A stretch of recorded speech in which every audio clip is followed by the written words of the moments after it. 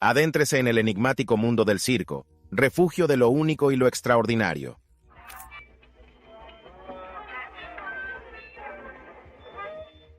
Este vídeo descubre las historias de 10 personas reales que, por diversos motivos, suelen tener diferencias físicas. Fueron etiquetados como fenómenos de circo. Número 1. Schlitzie, la cabeza de alfiler. El mundo del circo ha sido testigo de innumerables números insólitos a lo largo de los años, pero pocos artistas fueron tan singularmente memorables como Schlitzie, conocido popularmente como el cabeza de alfiler.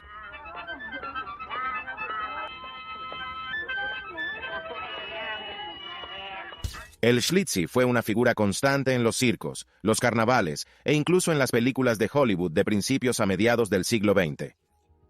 Nació con una enfermedad conocida como microcefalia, un trastorno neurológico que provoca un cráneo anormalmente pequeño y puntiagudo y problemas de desarrollo cognitivo.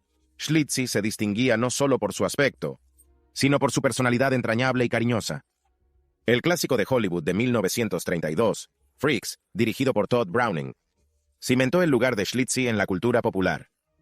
Browning, que había trabajado en ferias ambulantes, contrató a Schlitzie junto con otros artistas reales. Esta película, un fracaso comercial en su momento, pero considerada ahora un clásico, representaba la vida de los artistas y fenómenos del circo, ofreciendo a los espectadores una visión íntima, aunque dramatizada, de sus vidas. En el mundo del espectáculo, a Schlitzie se le solía presentar como un exótico eslabón perdido o un extraterrestre de otro mundo. Se trataba de una táctica habitual empleada por los operadores de espectáculos, ya que añadía un elemento de intriga y atractivo que hacía que el público se sintiera más inclinado a pagar por verlos. A pesar de estas afirmaciones sensacionalistas, la afabilidad inherente a Schlitzie brillaba con luz propia. Sus interacciones con el público se caracterizaban por su carácter afable y su contagioso entusiasmo infantil, que le granjeaban el cariño de muchos. En realidad, la vida de Schlitzie fue un popurrí de cuidados por parte de diversos gestores y cuidadores. Su nacimiento y sus primeros años de vida siguen siendo enigmáticos, pero se cree que sus padres biológicos lo vendieron a un espectáculo debido a su condición. Su larga carrera en el mundo del espectáculo duró más de 4 décadas. A pesar de la naturaleza explotadora de estos espectáculos, muchos relatos sugieren que Schlitzie parecía realmente satisfecho con su vida en el negocio del espectáculo. Su comportamiento y los estrechos lazos que estableció con muchos de sus compañeros indican que los consideraba su familia. La historia de Schlitzie resuena no por sus rarezas facturadas o su inusual condición, sino por su perdurable y cautivador espíritu humano. A pesar de haber nacido con una enfermedad que le convirtió en objeto de curiosidad y burla, Schlitzie encontró un lugar único en un mundo que a menudo rechaza a los que son diferentes. Su vida, aunque llena de dificultades y pruebas, también estuvo llena de alegría, compañía y amor. Schlitzie no era solo la cabeza de alfiler. Era una persona que, a su manera, llegó al corazón de muchos.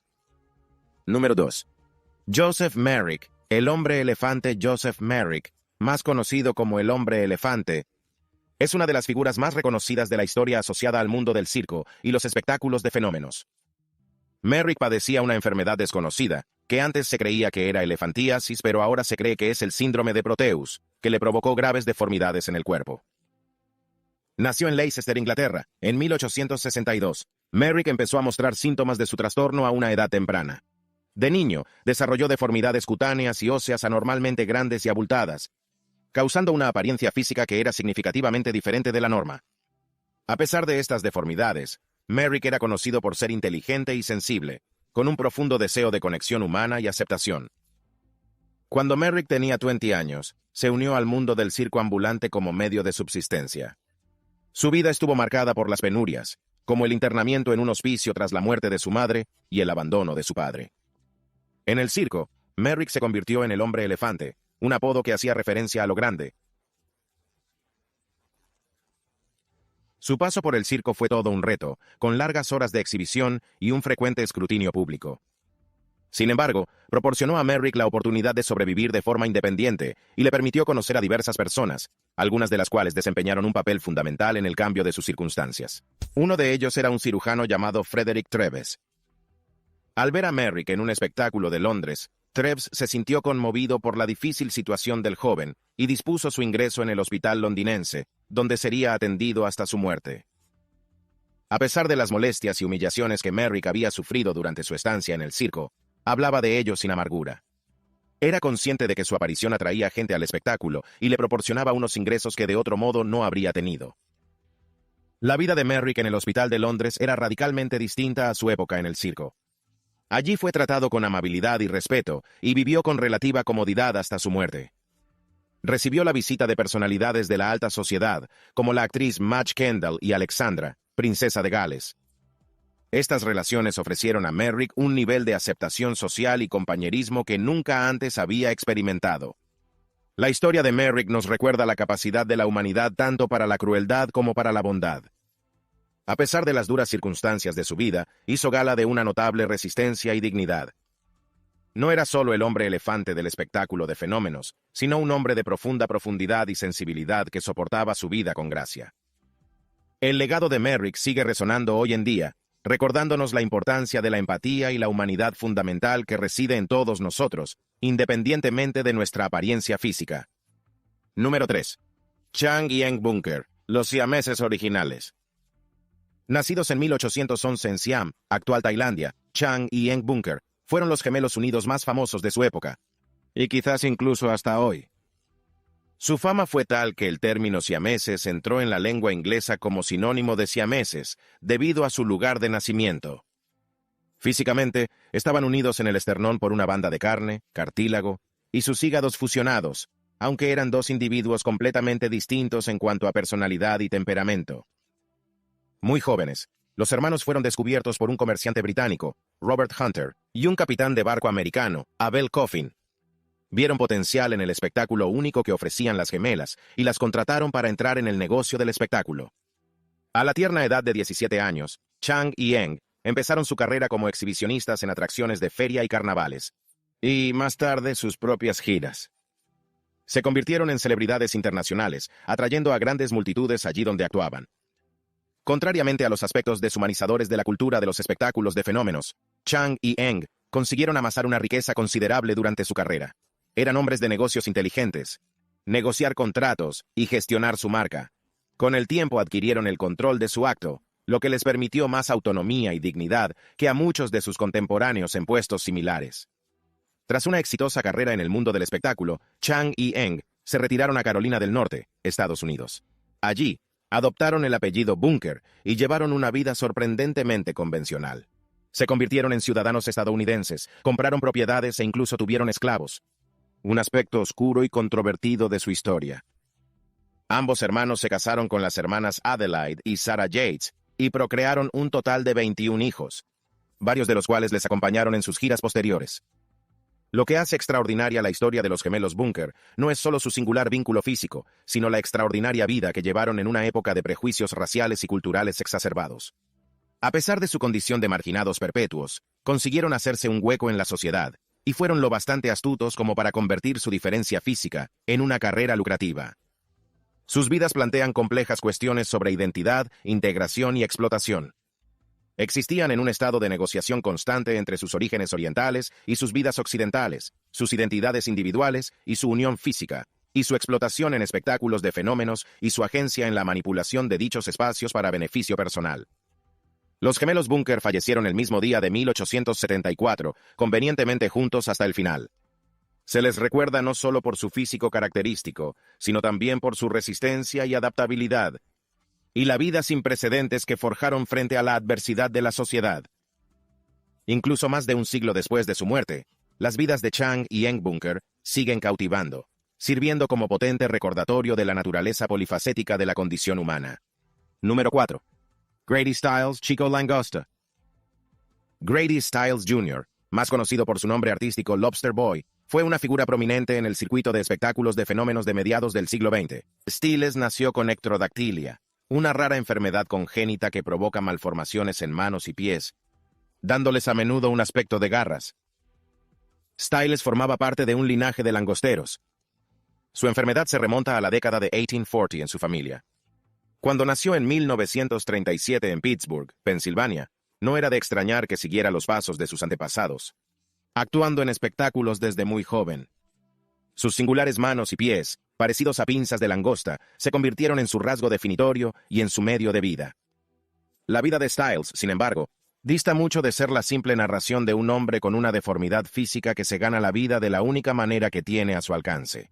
En marcado contraste con muchos de sus contemporáneos, a los que se suele recordar por su buen corazón y su resistencia, Styles era famoso por su comportamiento violento e impredecible. A lo largo de su vida, Styles luchó contra el alcoholismo, una batalla que a menudo alimentó sus tendencias violentas. Esta agresividad no se limitaba a arrebatos verbales. Se manifestó en violencia física hacia su familia, que culminó con el asesinato del prometido de su hija. Las acciones de Styles le llevaron a ser rechazado por la comunidad de atracciones de feria, un grupo conocido por aceptar a aquellos que la sociedad había rechazado. A pesar de ser condenado por sus delitos, Styles nunca llegó a cumplir condena debido a la incapacidad de las prisiones para adaptarse a su condición física. En su lugar, se le impusieron 15 años de libertad condicional, durante los cuales continuaron sus tendencias violentas. Esto acabó provocando su propio asesinato en 1992, orquestado por su esposa María y el asesino a sueldo Chris Wyant, señalando un trágico final a una vida ya problemática. La historia de Styles es un capítulo oscuro y complejo de la historia del circo de fenómenos. Su vida nos recuerda que el mundo de los espectáculos de fenómenos no siempre fue un lugar de aceptación y camaradería, sino también de manipulación y violencia, y tragedia. Styles es recordado no solo por su inusual físico, sino también por el camino destructivo que abrió.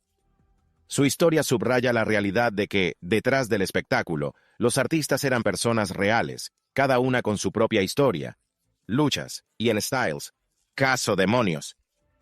Su historia subraya la necesidad de mirar más allá de las deformidades físicas que definen inicialmente a estos artistas para ver las diversas y complejas experiencias humanas que subyacen. Número 5. Julia Pastrana. La dama barbuda Julia Pastrana, a menudo conocida como la dama barbuda o la dama babuino, fue una figura importante en el circuito de espectáculos del siglo XIX.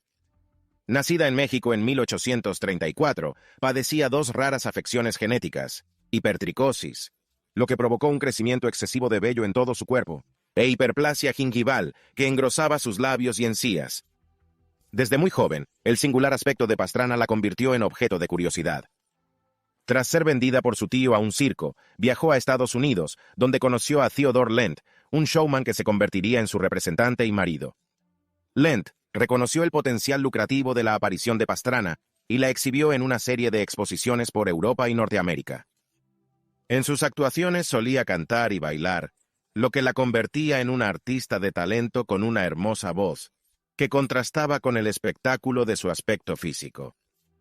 A pesar de ser comercializada como la mujer más fea del mundo, Pastrana leía y hablaba con fluidez 3 idiomas, y era conocida por su inteligencia y amable personalidad.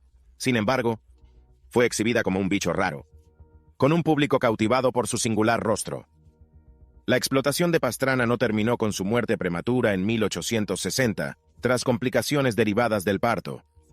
Su marido, haciendo gala de una falta de ética escalofriante, dispuso de su cuerpo y del de su hijo recién nacido, que heredó sus condiciones y murió poco después de nacer, embalsamado y expuesto. Sus cuerpos momificados se exhibieron en exposiciones durante más de un siglo, hasta que finalmente fueron enterrados en el México natal de Pastrana en 2013. La historia de Julia Pastrana es un relato profundamente conmovedor de explotación, cosificación y mercantilización. A lo largo de su vida y más allá, se le negó la agencia y el respeto que merecía como ser humano. Sin embargo, a pesar de las indignidades que sufrió, conservó su gracia y dignidad, mostrando una fuerza de carácter que desafiaba su imagen pública. Su legado es un recordatorio aleccionador de las profundidades a las que puede llegar la sociedad en su trato a los que son diferentes. Pero también subraya la resistencia y la fortaleza del espíritu humano. A pesar de las dificultades a las que se enfrentó, Pastrana sigue siendo un símbolo de resistencia y un testimonio de la entereza de la dignidad humana frente a la adversidad.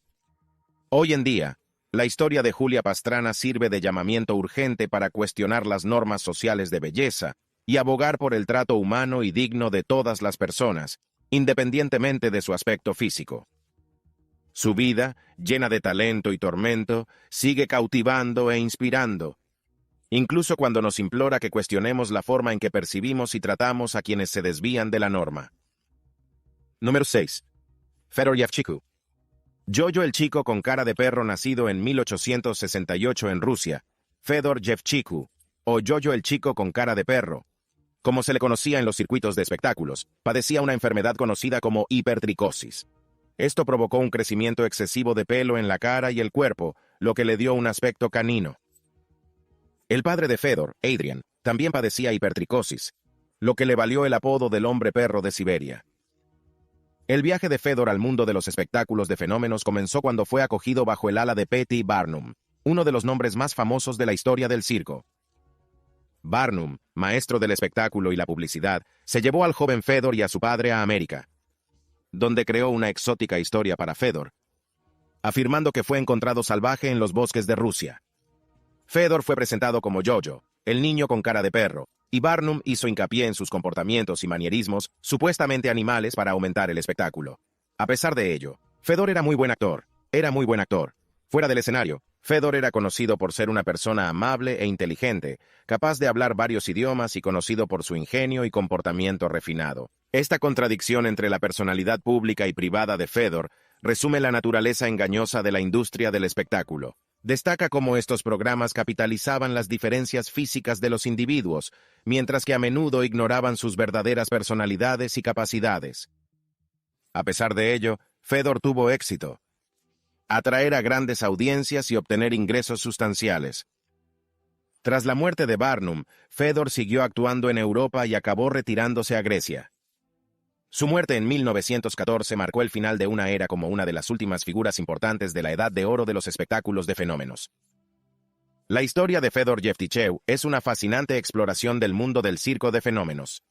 Su vida, como la de muchos otros en posiciones similares, se caracterizó por un intrincado equilibrio entre explotación y oportunidad. A pesar de que su aspecto era un objeto, Fedor pudo ganarse la vida y alcanzar un nivel de fama y éxito que probablemente habría sido inalcanzable dada su condición. Hoy en día, la historia de Fedor es un potente recordatorio de la compleja dinámica que entra en juego en el mundo de los espectáculos de fenómenos. La historia de su vida nos lleva a considerar el delicado equilibrio entre explotación y supervivencia, y nos obliga a confrontar nuestras percepciones de la normalidad y la diferencia. Es un testimonio de la perdurable capacidad humana para adaptarse y sobrevivir, incluso en las circunstancias más extraordinarias. Número 7. Isaac W. Sprague. El esqueleto viviente. Isaac W. Sprague, más conocido como el esqueleto viviente, fue una de las figuras más emblemáticas del mundo del circo durante el siglo XIX. Nacido en 1841 en Massachusetts, Sprague fue un niño completamente sano hasta los 12 años, cuando empezó a perder peso inexplicablemente. A pesar de mantener un apetito saludable, su peso seguía bajando de forma alarmante, sin que ninguno de sus médicos pudiera diagnosticar su estado. Ahora se cree que es atrofia muscular progresiva extrema. Al no encontrar trabajo convencional debido a su enfermedad, Sprague recurrió a la única vía que tenía a su alcance: el mundo de los espectáculos de fenómenos. Comenzó formando parte de un espectáculo local, donde fue descubierto por P.T. Barnum. Barnum, siempre en busca de atracciones únicas, no tardó en contratarle, y Sprague pronto se convirtió en una de las atracciones más populares del Museo Americano de Barnum. Las actuaciones de Sprague solían consistir en subirse a una plataforma vestido de traje, permitiendo al público maravillarse con su físico esquelético. A pesar de su aspecto frágil, se le describía como una persona animada y cortés, que a menudo entablaba conversaciones con el público. En su vida personal, Sprague pudo lograr cierta apariencia de normalidad. Se casó 2 veces y tuvo 3 hijos. Sin embargo, el empeoramiento de su estado le hacía cada vez más difícil actuar.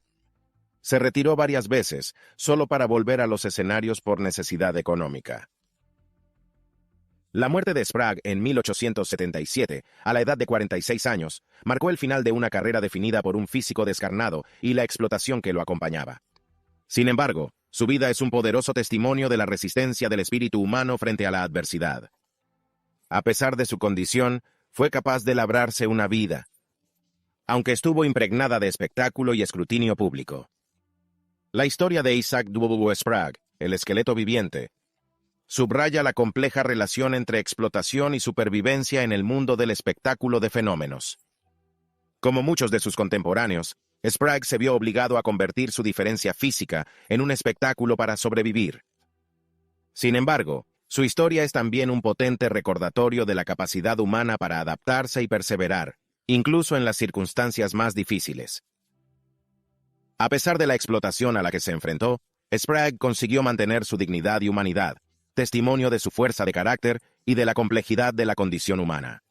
Número 8. Charles Sherwood Stratton, General Tom Thumb. Uno de los artistas más famosos de la historia de los espectáculos de variedades fue Charles Sherwood Stratton, conocido en todo el mundo como General Tom Thumb. Stratton nació en 1838 en Connecticut, sin anomalías físicas aparentes. Sin embargo, dejó de crecer cuando tenía unos 6 meses, alcanzando una estatura final adulta de solo 102 centímetros, o unos 40 centímetros de altura. A los 4 años, Stratton fue descubierto por el famoso showman P.T. Barnum, que también era su pariente lejano. Barnum le rebautizó General Pulgarcito, en honor al diminuto personaje del folclore inglés.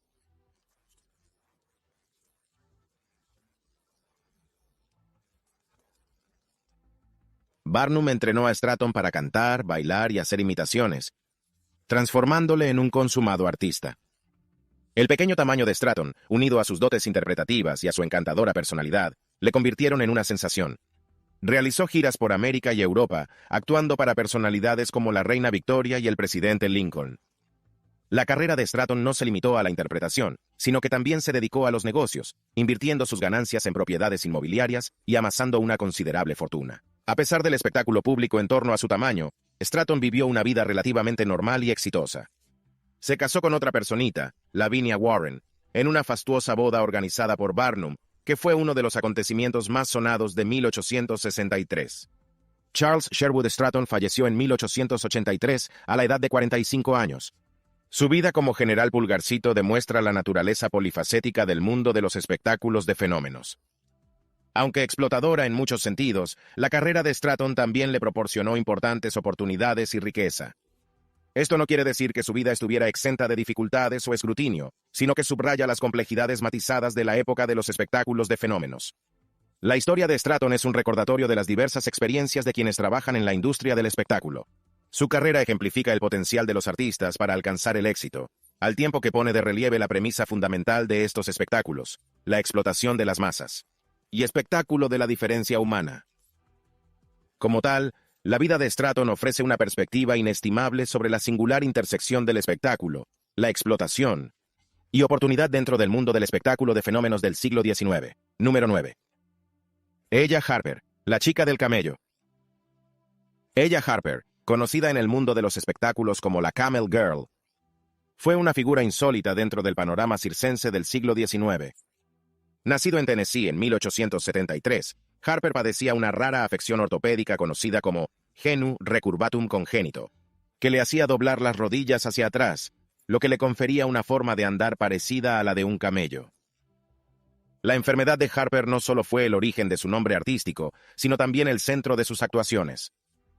A menudo se desplazaba utilizando las manos y los pies, lo que realzaba su parecido con un cuadrúpedo. A pesar de sus problemas físicos, Harper era conocida por su alegría y carisma, cualidades que la hicieron ganarse al público. En la cima de su popularidad fue la estrella del circo Nickel Plate de W.H. Harris. Al parecer ganaba $200 a la semana, una suma considerable en aquella época.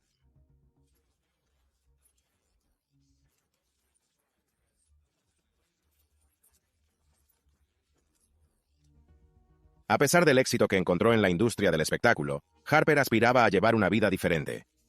En una entrevista de 1886, expresa su deseo de dejar el circo para ir a la escuela.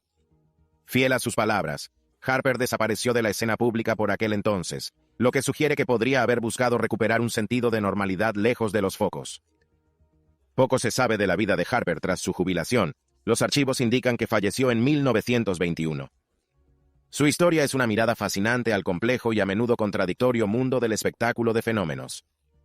Aunque su condición física fue explotada para diversión pública, también le proporcionó un medio de ganarse la vida en una época en la que las opciones habrían sido muy limitadas.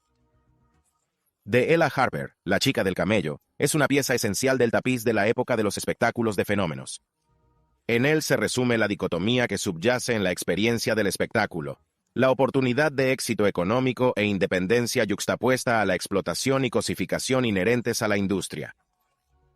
Hoy su historia es un poderoso testimonio de la resistencia humana y de la capacidad de adaptarse a circunstancias extraordinarias, y nos recuerda la diversidad de las experiencias humanas y la indomable fuerza del espíritu humano.